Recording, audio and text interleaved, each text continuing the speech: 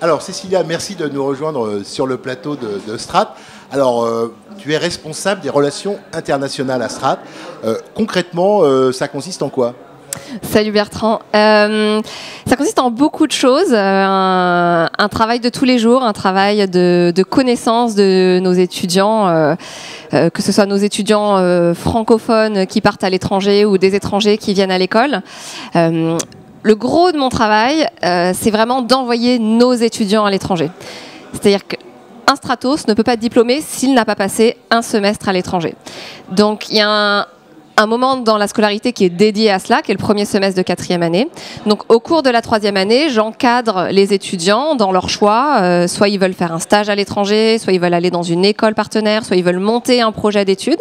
Donc je les accompagne dans le cheminement de leur candidature, de leur CV, leur portfolio, leur lettre de motivation, pour qu'ils puissent partir en 4e année.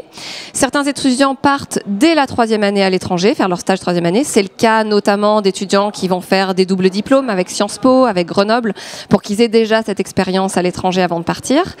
Et c'est également le cas de 5e année qui vont faire leur stage à l'étranger. Chaque année, il y a entre 30 et 40 étudiants de 5e année, c'est énorme, qui partent faire leur stage à l'étranger. Puisqu'on a de plus en plus... Et dans tous les pays, oui, vont où en fait? C'est vraiment varié. Énormément d'étudiants visent les États-Unis. C'est fou, ça fait rêver. Ça fait rêver. C'est le rêve incroyable. américain, c'est ça? Mais complètement. Même chez les designers. Complètement. La Silicon Valley, New York, tu peux pas savoir le nombre d'étudiants qui viennent me voir. Cécilia, je veux faire un stage à New York. Bon, alors il va falloir que tu prévois un sacré budget parce que en France, autant on a une loi avec un stage avec un minimum rémunéré. À l'étranger, ça n'existe pas. Il n'y a pas de minimum légal à l'étranger, donc on va avoir des stages non rémunérés que je n'encourage vraiment pas, mais certains étudiants veulent absolument y aller, et d'autres stages extrêmement bien rémunérés. Donc il y a vraiment vraiment. C'est dans des entreprises, c'est plutôt des gens qui vont donc dans des entreprises. Oui, comme alors designer ou c'est tout. C'est un peu comme en France en fait. Il y a un peu différents types de structures, soit en design intégré dans une entreprise, soit dans une agence, soit dans une start-up. Il y a vraiment tous les profils aujourd'hui. Il n'y a pas vraiment de règles. Si tu veux être designer, il faut avoir envie de voyager. Dominique disait le designer itinérant qui passe d'une culture à l'autre, il faut vraiment avoir envie de ça. Encore ce midi, là, je déjeunais avec une ancienne promo 2015, Camille, qui a fait le double diplôme Grenoble, qui avait fait son stage à l'étranger au Sénégal en 3e année. À la sortie de son diplôme, elle est retournée à Dakar, elle a fondé une agence et elle nous prend des stratos en stage et on déjeunait encore avec son collègue ce midi. Donc ça c'est vraiment le gros de mon travail. Les accompagner à partir... Accompagner les étudiants dans la préparation de ce semestre à l'étranger et ensuite que tout se passe bien. Je reste en contact bien évidemment avec eux quand ils sont à l'étranger. J'organise les restitutions lorsqu'ils reviennent à l'école, faire les présentations sur ce qu'ils ont vécu. En parallèle à cela, bien évidemment, je m'occupe de tous les étrangers qui viennent à l'école. Donc on a des étrangers qui viennent dans les cursus francophones.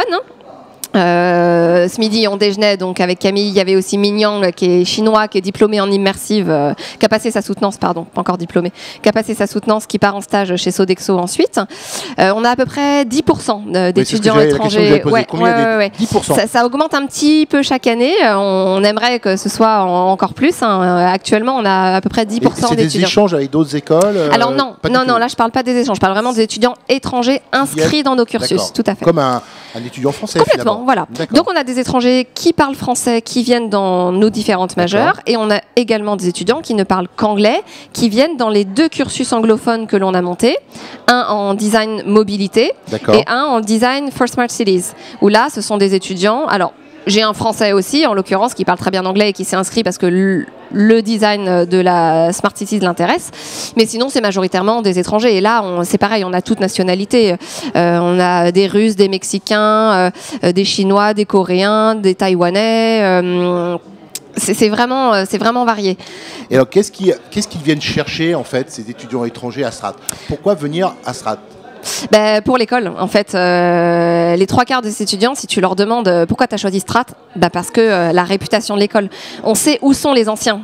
Les anciens aujourd'hui, alors si on parle du secteur de l'automobile encore plus, il n'y a pas un constructeur dans le monde qui n'a pas un ancien de chez nous. Donc forcément, un jeune dans son pays qui rêve de devenir designer automobile, quand il regarde les constructeurs, qui voit les designers qui y sont, il voit des Stratos. Il voit les écoles et il dit tiens, j'irai bien dans son école. Complètement, voilà.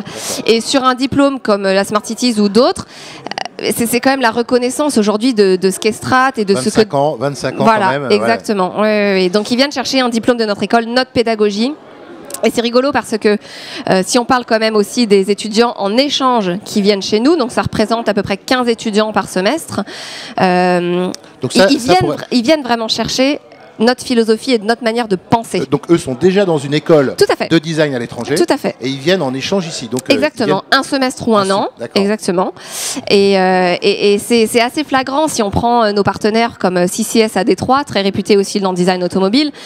Leurs étudiants adorent venir chez nous parce qu'ils savent qu'ils vont vraiment apprendre à réfléchir le concept. C'est-à-dire, à CCS, on va plutôt tout de suite sketcher. Nos étudiants, quand ils vont là-bas, ils en peuvent plus, des centaines et des centaines de sketchs par semaine.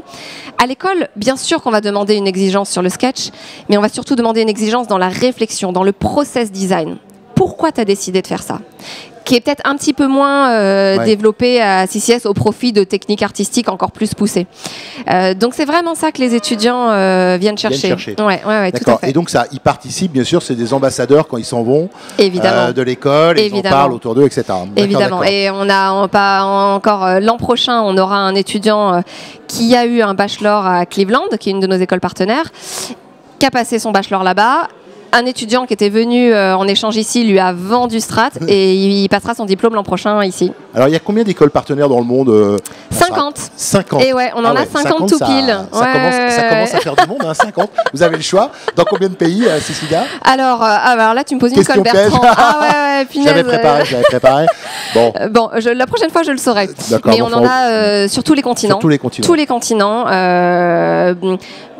Énormément en Europe, en Asie, aux États-Unis. On a pas mal de partenaires aux États-Unis, quelques-uns en Amérique du Sud, 2 en Afrique du Sud. Donc c'est quand même assez varié. Ouais. Alors écoute, Cécilia, je te propose, tu sais qu'on est là parce que c'est le diplôme des étudiants aujourd'hui. Et je te propose qu'on en reçoive un, ou une, je sais pas, c'est un, voilà, qui va venir. C'est Valentin.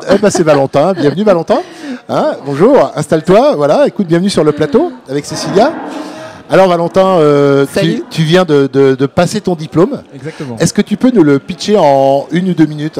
Exactement. Donc moi j'ai souhaité travailler sur la démarche tout au début, donc dans toutes ces mesures. Et finalement je me suis concentré sur l'environnement urbain, qui est de plus en plus automatisé, de plus en plus coupé d'un environnement naturel. Il y a même un écologue, Robert Pyle, qui parle d'extinction de l'expérience naturelle. Et moi, j'ai souhaité créer un territoire où on va vivre une expérience forte, où on va faire une retraite terrestre pour se connecter à la Terre avec du paysage, des architectures, du mobilier. Alors, je suis en design produit. Et pourtant, justement, par cette démarche de designer, on va chercher les meilleures solutions et pas forcément celles auxquelles on pense à la base. Et je pense que c'est ça qui rend riche l'enseignement de Strat et qui donne des projets originaux. Alors justement, quel a été l'accueil de ton jury à ton projet ? Un jury un petit peu dépaysé à première vue. Tu leur as fait vivre une expérience terrestre. Exactement. Et j'ai commencé par me mettre pieds nus pendant ma présentation, donc un peu de surprise. Et puis en fait, ils sont rentrés assez rapidement dans le sujet et ça a été plutôt bien reçu. Donc non, c'était très agréable. Donc tu es diplômé ? Exactement. On va voir. Il y a une expérience à faire ensuite professionnelle.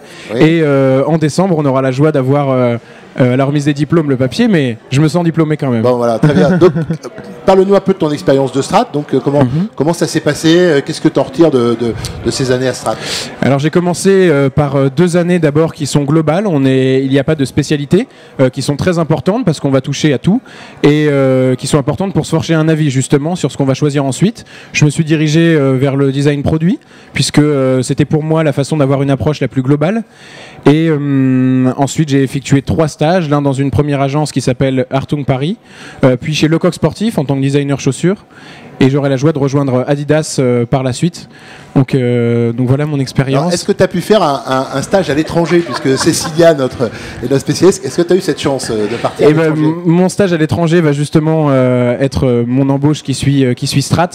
Donc voilà, pour moi, ça sera à la suite de la 5e année, et non pas en 4e année comme est la règle, mais tous mes collègues et amis ont fait ça en 4e année et c'est une expérience qui est fantastique parce qu'on va découvrir des tas de choses. Il y en a qui ont fait des voyages d'études, des échanges universitaires et des stages. Et je pense que c'est justement cette ouverture sur le monde qu'a Strat qui rend nos projets riches et conscients. Et ça t'apparaît comme une chose assez évidente à toi aussi de pouvoir te bourlinguer, j'allais dire, aller voir d'autres cultures, d'autres expériences. Alors je sais pas pour le terme bourlinguer, mais je pense que c'est très intéressant aujourd'hui.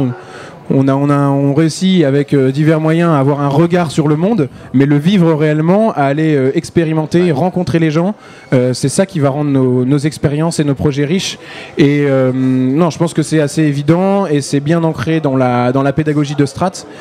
Et non, c'est vrai que en arrivant à Strat, on a un regard en sortant du lycée qui est parfois un petit peu réduit sur certains aspects du design. Et en arrivant, on découvre que c'est un monde immense et qu'il y a beaucoup à faire. Et que il y a beaucoup de possibilités. Alors là, je pense que nous regardent, tu vois, des jeunes qui aspirent à suivre ton chemin et à venir à Strat, en tout cas qui s'intéressent au sujet. Qu'est-ce que tu peux leur dire? C'est difficile pour venir à Strat, faut se battre, faut bosser, je pense qu'il faut bosser, il faut être motivé, il faut pas se reposer sur un système qui est celui du lycée ou peu importe ce qu'on ait fait avant. Et je pense qu'il faut être motivé. Si j'ai un mot clé à donner, c'est celui de l'ouverture. De discuter que ce soit avec tous les étudiants, que les premières années côtoient les cinquièmes années, les personnes qui font du modelage aussi, c'est une formation à Strat, et puis côtoyer un maximum de monde, se nourrir des expériences, c'est ce qui va faire qu'on va être, qu'on va réussir à faire de belles choses après, je pense. Donc tu es content de ton parcours? Bien sûr. En tout cas, bravo, félicitations à toi. Puis voilà, bonne chance pour ton stage ou ton embauche. Voilà. C'est dans quel pays? Je vous remercie. Je vais commencer en Allemagne. En Allemagne, voilà. D'accord. Donc, par rapport à cette expérience-là, Cécilia, qu'est-ce que tu peux en dire? C'est vrai que Valentin est un cas un petit peu particulier. Il est... De par son talent, il a eu cette offre de stage chez Le Coq Sportif pour son stage de 4e année. On n'a pas pu l'empêcher. C'est-à-dire qu'il est venu nous voir. Cécilia, je suis pris chez Le Coq Sportif. Je sais que je dois partir à l'étranger, mais là, évidemment, on n'allait pas lui mettre des bâtons dans les roues. C'était fantastique qu'il puisse faire ça. Ça fait chance. Donc, on lui a bien dit, Valentin, ce sera en 5e année. Et donc, c'est ce qu'il va faire. Il part chez Adidas et c'est fantastique. Pas mal aussi, après Le Coq Sportif, Adidas. Donc, on est super content pour lui. Et il va quand même, du coup, valider sa période à l'étranger. Donc, pour nous, il n'y a aucun souci. C'est quand même indispensable. Exactement. C'est pas une option. Ah non, c'est pas une option. C'est pour ça que je te disais, ceux qui font les doubles diplômes en général font leur stage à l'étranger en 3e année. Comme ça, ils sont rassurés, débarrassés entre guillemets. C'est pas vraiment débarrassé parce qu'en fait, très souvent, ils y reviennent en 5e année. Ils partent en stage aussi à l'étranger en 5e année. Mais au moins, ils sont rassurés. Et en plus, ça les aide quand ils passent leur entretien avec Sciences Po et Grenoble parce que c'est super bien vu d'avoir déjà son stage à l'étranger en 3e année. D'accord. Et donc toi, tu conseillerais quoi? Donc faut mieux parler anglais parce que on devient de plus en plus exigeant sur le niveau d'anglais parce qu'on met en place en fait, Valentin y a échappé, mais il n'aurait pas eu de souci. On met en place un minimum maintenant pour les étudiants passent tous le TOEIC en 5e année et jusqu'à présent il n'y a pas de score minimum. Le TOEIC c'est pas on valide pas le TOEIC, on a un score et on le donne ou on le donne pas, grosso modo. Et aujourd'hui, les plus grandes écoles en France demandent un minimum de résultats à ce test pour avoir le diplôme. Et c'est ce qu'on va très prochainement mettre en place. Donc nos première et deuxième années sont déjà au courant. Et donc forcément, on va élever notre niveau d'exigence. Et nous avons également pour objectif d'apporter 25% de l'enseignement en anglais dans le cursus francophone. J'espère vraiment qu'on va y arriver. Donc ça va être petit à petit parce qu'il faut recruter les bonnes personnes pour enseigner en anglais. Mais c'est vraiment une volonté de l'école parce qu'aujourd'hui, on ne peut plus sortir d'une école comme Strat sans pouvoir suivre un cours en anglais. Travailler en tant que designer en anglais, évidemment. Ce qui est quand même un challenge important puisque en France, on n'est pas forcément très doué, je crois, dans les langues. Oui, mais c'est un peu une légende. On aime bien entretenir ça avec un minimum de volonté. Oui, on a des bons professeurs à Strat. Ouais, c'est vrai. Ah bah oui. Bon, en tout cas, merci beaucoup. Merci à tous les deux.